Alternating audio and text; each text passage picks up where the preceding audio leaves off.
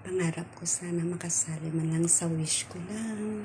Pero hindi ako marunong paano mag-ano ng sulat doon kasi gusto ko ma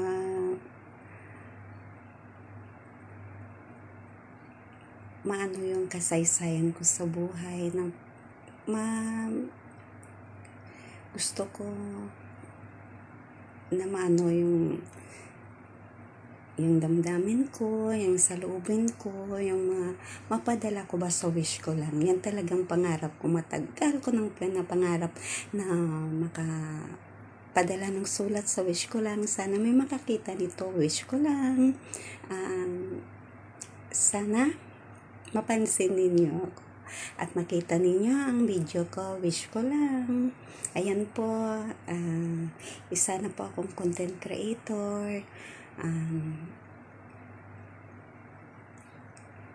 Talagang sinusubukan ko mapasaya ang mga madlang people. Kumakanta ako kahit hindi naman ako gaano kagaling kumanta.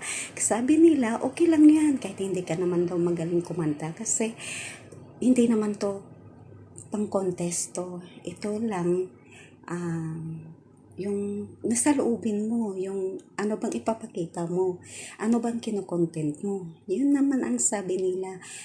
Kaya naisipan ko, pwede akong kumanta, sumayaw, yan ang content ko.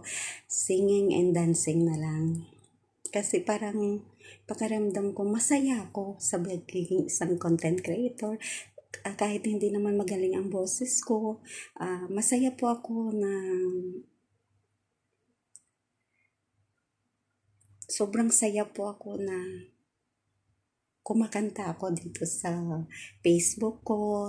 Maraming salamat Facebook na pinabigyan niyo po ako na sumali ako dito sa pagiging isang content creator. Thank you so much Facebook.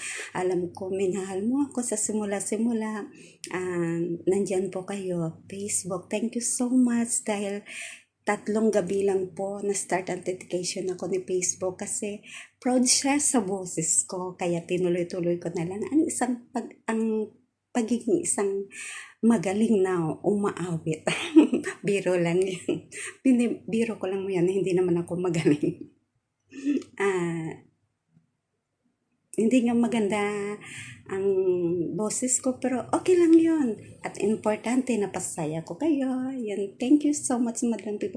At napasaya ko rin si Facebook. Maraming salamat, Facebook, dahil nasayahan kayo sa performance ko. Thank you so much.